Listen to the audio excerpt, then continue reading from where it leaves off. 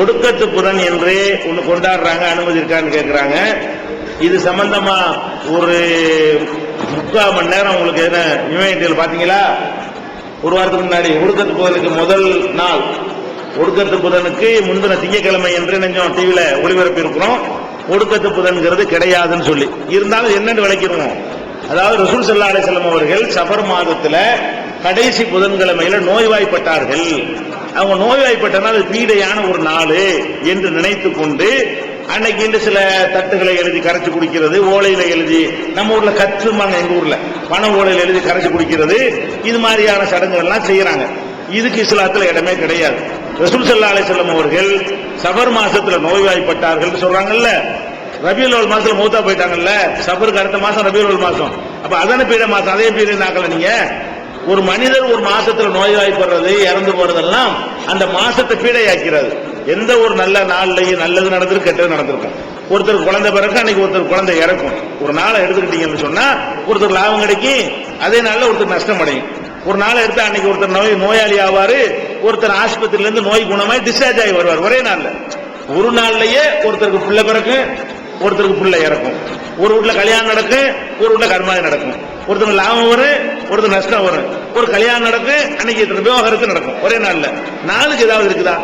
எந்த நாள்லயாவது நல்லதா நடந்த ஒரு நாள் இருக்குதா? இல்ல.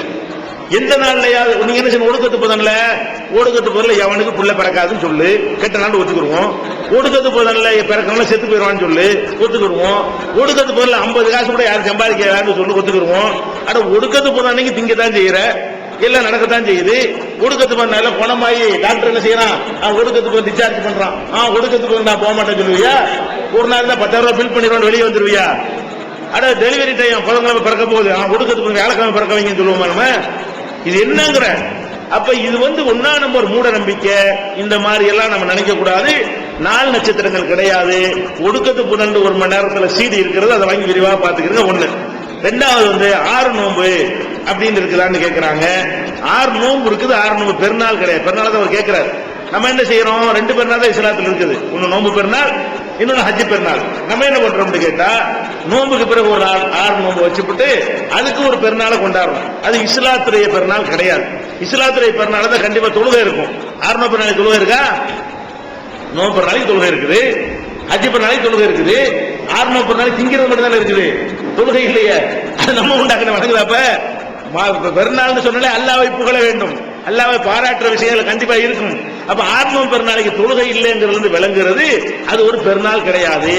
இன்னும் சொல்ல போனால் அந்த 6 நோன்பு என்பதை அந்த மாசத்துல எப்ப வேண்டாலும் வைக்கலாம். 6 நோன்பு என்பது ரமலான் முடிஞ்சு அடுத்த நாள் தான் வைக்கணுங்கிறதா கட்டாயம் கிடையாது. அந்த மாசத்துல எப்பவாவது 6 நோன்பு வச்சா போதும். ஒரே மாதிரி எல்லாத்துக்கும் 6 நோன்பு முடியாது. அப்படி பெருநாள் வரேன், ரமலான் நோன்பு எல்லாத்துக்கும் ஒரே மாதிரியா முடியும், பெருநாள் ஒரே மாதிரியா வரேன்.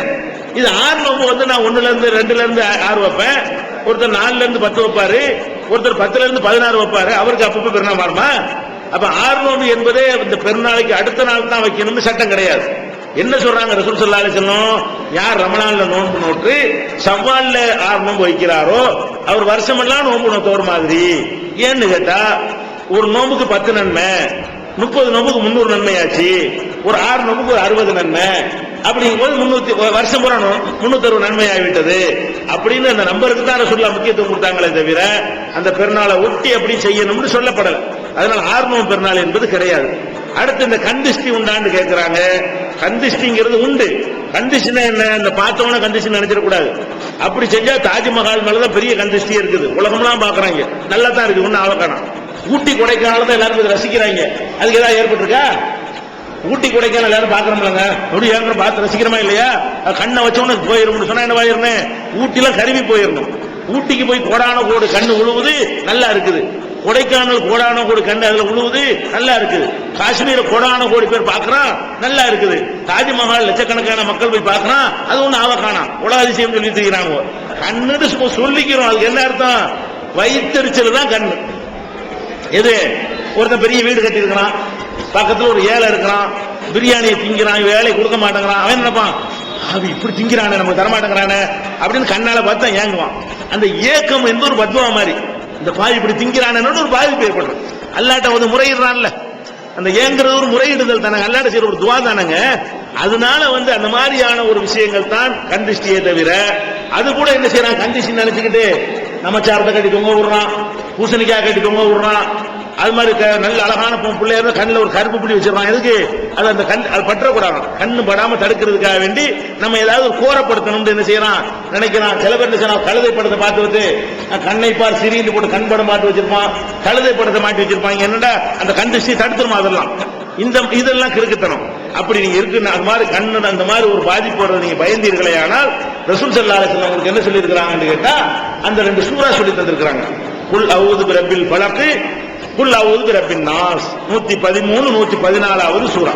இந்த 2 சூறாவை நீங்கள் ஓதுங்கள், எல்லா விதமான தீங்குகள் இருந்து உங்களை எல்லாம் பாதுகாப்பான். உங்களுக்கு டவுட் வருது, ஏதாவது பார்த்து உங்களை ஏங்கிருப்பானுங்களோ, புறாமப்பட்டிருப்பானுங்களோ, அதனால வந்துருமோ அப்படின்னு பயந்தீர்களே. ஆனால் நீங்க அதுக்கு மந்திரமாயம் ஒன்றும் செய்ய வேண்டியதில்லை, அதுக்கு ஆரத்தி எடுக்க வேண்டிய தேவை கிடையாது. என்ன செய்யுங்க, உடனே டவுட் வரும்போது குல் அஊது பிரப்பில் ஃபலக் ஓதுங்க, குல் அஊது பிரப்பின் நாஸ் ஓதுங்க, எல்லாம் கிளியர் ஆக்கிடுவான் அப்படின்னு சொல்லி